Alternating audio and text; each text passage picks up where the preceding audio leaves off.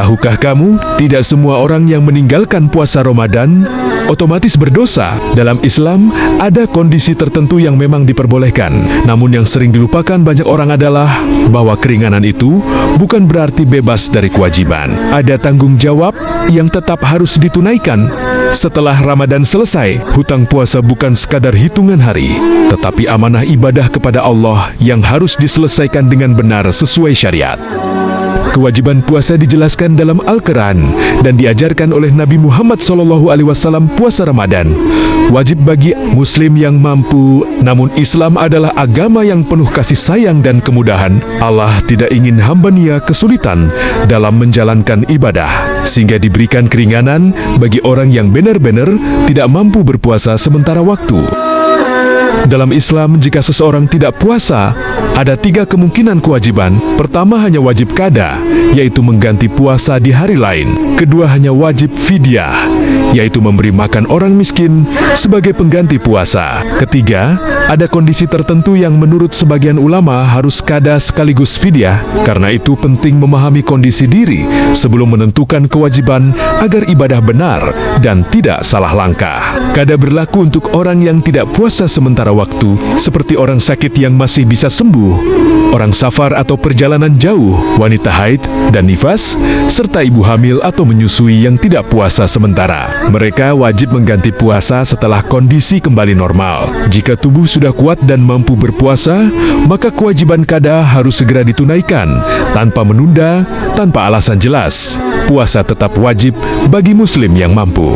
Jika seseorang masih kuat secara fisik, tidak membahayakan kesehatan, dan dokter menyatakan aman, maka tetap wajib puasa meskipun sekarang ada susu formula, vitamin, atau suplemen. Produk modern hanya membantu kesehatan, bukan otomatis jadi alasan boleh meninggalkan puasa. Jika ibu hamil atau menyusui tidak mampu puasa karena kondisi nyata seperti lemah, dehidrasi, ASI turun, atau risiko pada bayi, maka boleh tidak puasa dan mengganti di hari lain qada. Mayoritas ulama berpendapat, ibu hamil dan menyusui cukup qada saja, bukan fidyah, kecuali pada kondisi tertentu. Menurut sebagian pendapat ulama, fidyah berlaku bagi orang yang tidak mampu puasa secara permanen, seperti lansia sangat lemah atau penyakit kronis berat yang tidak memungkinkan puasa lagi. Mereka tidak wajib qada, cukup memberi makan orang miskin sesuai jumlah hari puasa.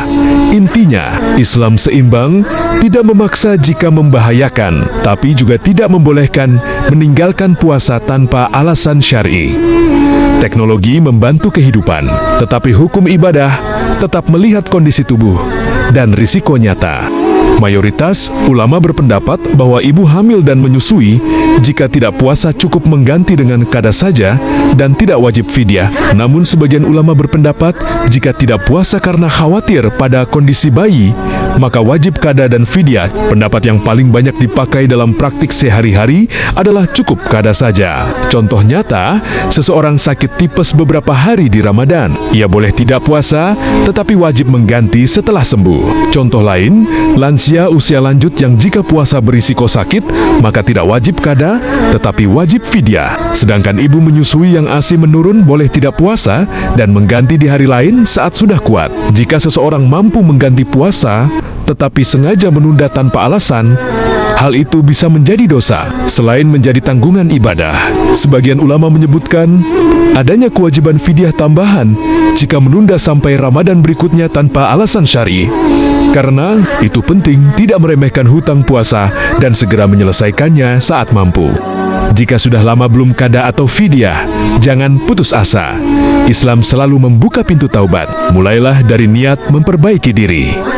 Lakukan qada sedikit demi sedikit sesuai kemampuan. Jika wajib fidyah, tunaikan sesuai jumlah hari puasa yang ditinggalkan. Yang paling penting adalah kesungguhan untuk kembali taat kepada Allah. Dampak meninggalkan kewajiban bukan hanya soal dosa, tetapi juga tanggung jawab spiritual. Puasa melatih kesabaran, kejujuran, dan ketaatan. Jika hutang puasa belum diselesaikan, maka ibadah belum sempurna. Karena itu penting memahami mana kondisi yang harus qada, mana yang fidyah, dan mana yang keduanya agar tidak salah dalam menjalankan syariat. Islam memberi kemudahan, tetapi tetap menjaga tanggung jawab ibadah. Jika tidak puasa karena alasan yang dibolehkan, jangan takut. Selama mengganti dengan qada atau fidyah sesuai aturan, maka kewajiban sudah dijalankan. Yang penting, jangan sengaja menunda jika sudah mampu. Semoga kita diberi kekuatan menjalankan ibadah dan menyempurnakan kewajiban kepada Allah.